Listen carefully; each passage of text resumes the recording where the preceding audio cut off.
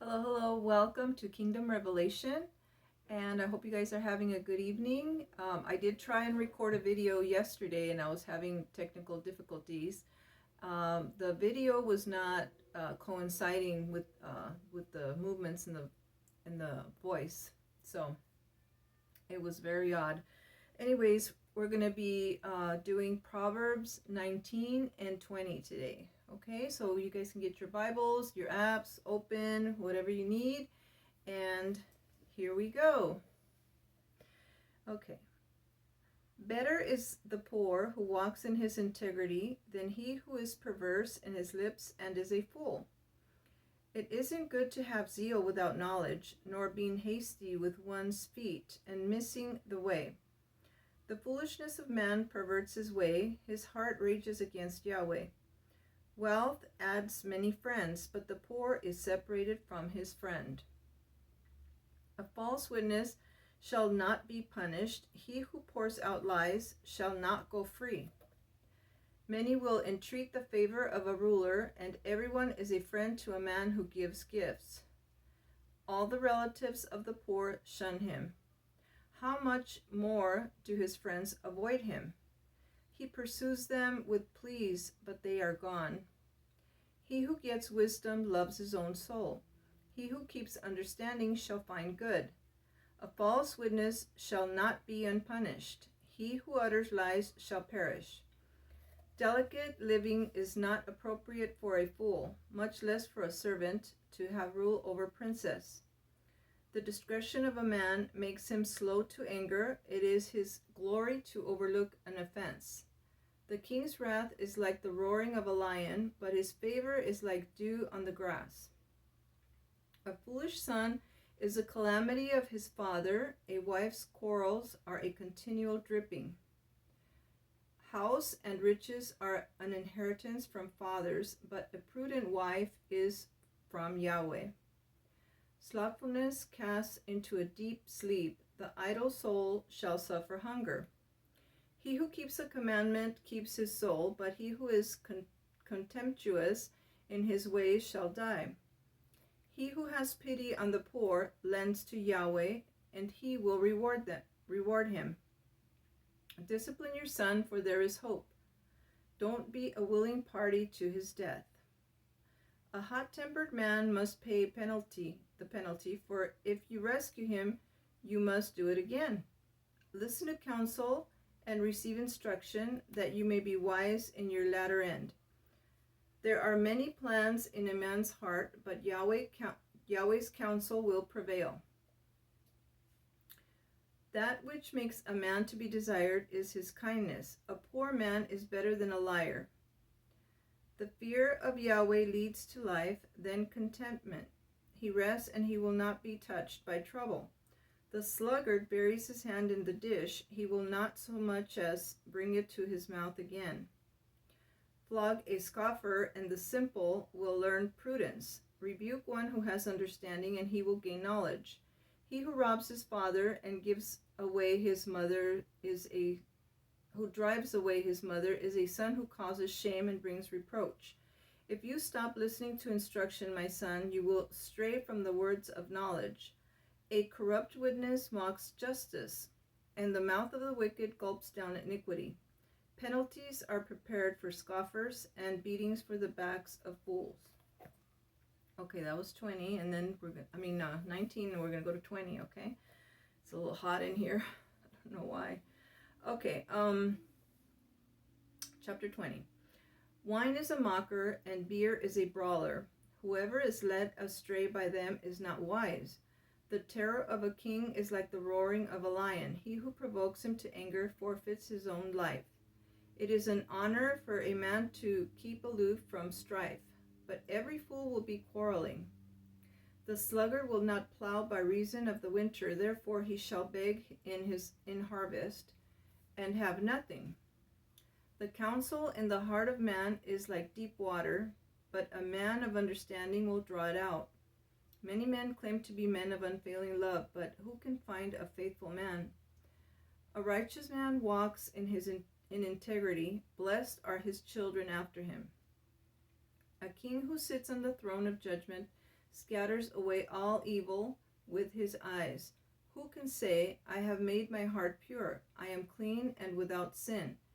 Differing weights and differing measures, both of them alike are an abomination to Yahweh. Even a child makes himself known by his doings, whether his work is pure or whether it is right. The hearing ear and the seeing eye, Yahweh has made even both of them. Don't love sleep, lest you come to poverty. Open your eyes, and you shall be satisfied with bread. It's no good, says the buyer, but when he is gone his way, then he boasts. There is gold and abundance of rubies, but the lips of knowledge are a rare jewel. Take the garment of one who puts up collateral for a stranger, and hold him in pledge for a wayward woman. Fraudulent food is sweet to a man, but afterwards his mouth is filled with gravel. Plans are established by advice, by wise guidance you wage war. He who goes about as a talebearer reveals secrets. Therefore, don't keep company with him who opens wide his lips. Whoever curses his father or his mother, his lamp shall be put out in blackness of darkness. Wow. An inheritance quickly gained at the beginning won't be blessed at the end. Don't say, I will pay back evil. Wait for Yahweh, and he will save you. Yahweh detests differing weights, and dishonest scales are not pleasing. A man's steps are from Yahweh. How then can man understand his way? It is a snare to a man to make a rash dedication, then later to consider his vows. A wise king winnows out the wicked and drives the threshing wheel over them. The spirit of man is Yahweh's lamp, searching all his innermost parts. Love and faithfulness keep the king safe. His throne is sustained by love. The glory of young men is their strength. The splendor of old men is their gray hair. Wounding blows cleanse away evil, and beatings purge the innermost parts. Okay, so I'm going to go and I'm going to do Deuteronomy 14:4, which talks about food. Let's see. 14:4. Okay. And I'm going to open it up in a separate Bible too, because I think some of the stuff is not clear in that one. So I want to be perfectly clear about what it says. Okay. It says right here,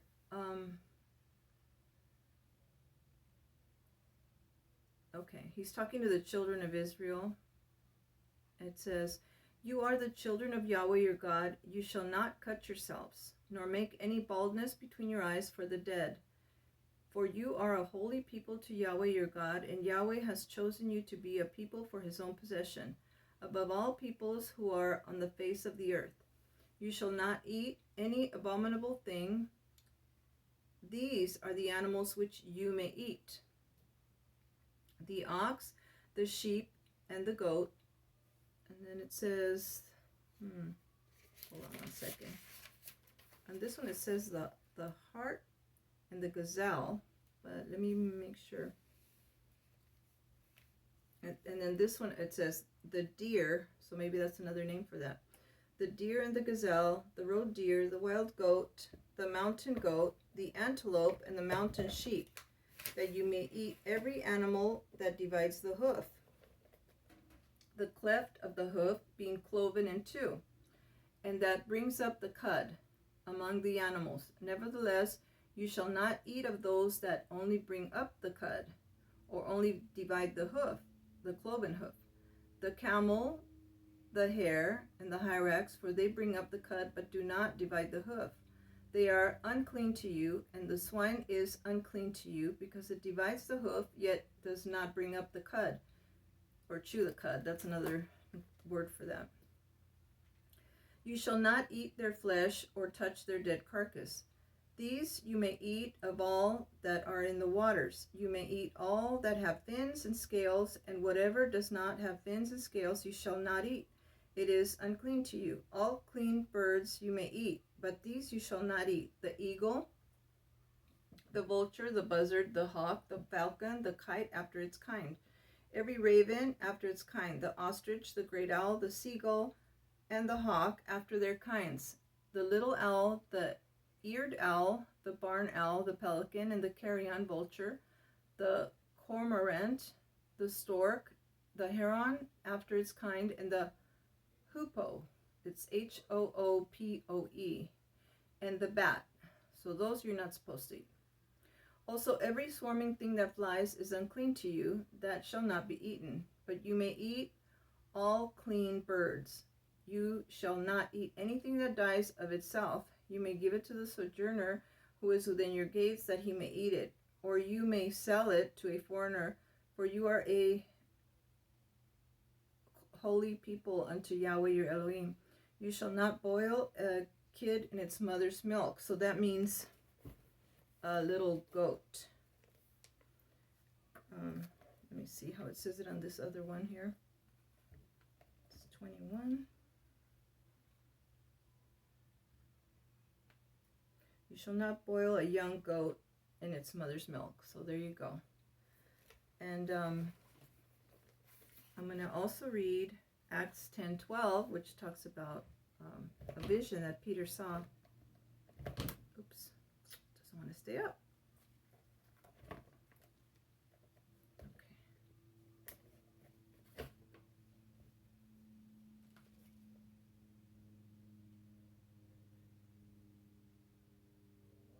Bear with me for a minute.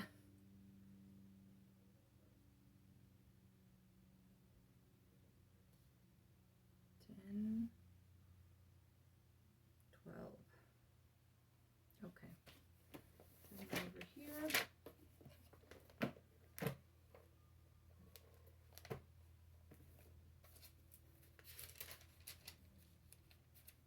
Okay.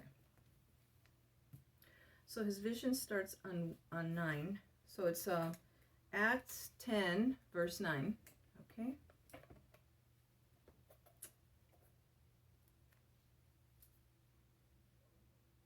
10. I'm going to just read starting from the beginning so you get the context of everything. Okay.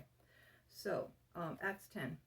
Now there was a certain man in Caesarea, Cornelius by name, a centurion of what was called the Italian regiment, a devout man, and one who feared God with all his house, who gave gifts for the needy generously to the people, and always prayed to God. At about the 9th hour of the day he clearly saw a vision, an angel of God coming to him and saying to him, Cornelius. He, fastening his eyes on him and being frightened, said, What is it, Lord? He said to him, Your prayers and your gifts to the needy have gone up for a memorial before God. Now, send men to Joppa, and send Simon, who is surnamed Peter. He lodges with one Simon, a tanner, whose house is by the seaside. When the angel who spoke to him had departed, Cornelius called 2 of his household servants and a devout soldier of those who waited on him continually. Having explained everything to them, he sent them to Joppa. Now on the next day, as they were on their journey and got close to the city, Peter went up on the housetop to pray at about noon. He became hungry and desired to eat. But while they were preparing, he fell into a trance. So he saw a vision, that's what that is. He saw heaven opened and a certain container descending to him, like a great sheet let down by 4 corners on the earth, in which were all kinds of 4-footed animals of the earth, wild animals, reptiles, and birds of the sky. A voice came to him, Rise, Peter, kill and eat. But Peter said, Not so, Lord, for I have never eaten anything that is common or unclean. A voice came to him again the second time, What God has cleansed, you must not call unclean. This was done 3 times, and immediately the vessel was received up into heaven. Now while Peter was very perplexed in himself what the vision which he had seen might mean, behold, the men who were sent by Cornelius, having made inquiry for Simon's house, stood before the gate, and called and asked whether Simon, who was surnamed Peter, was lodging there. While Peter was pondering the vision, the Spirit said to him, Behold, 3 men seek you. But arise, get down and go with them, doubting nothing, for I have sent them. Peter went down to the men and said, Behold, I am he who you seek. Why have you come? They said, Cornelius, a centurion, a righteous man and one who fears God and well spoken of by the nation of the Jews, was directed by a holy angel to invite you to his house and to listen to what you say. So he called them in and lodged them. And the next day Peter arose and went out with them, and some of the brothers from Joppa accompanied him. On the next day they entered into Caesarea. Cornelius, waiting for them, having called together his relatives and his near friends. When it happened that Peter entered, Cornelius met him, fell down at his feet, and worshipped him. But Peter raised him up, saying, Stand up! I myself am a man also. And he talked with him. He went in and found many gathered together. He said to them, You yourselves know how it is an unlawful thing for a man who is a Jew to join himself or come to one another of another nation. But God has shown me that I shouldn't call any man unholy or unclean.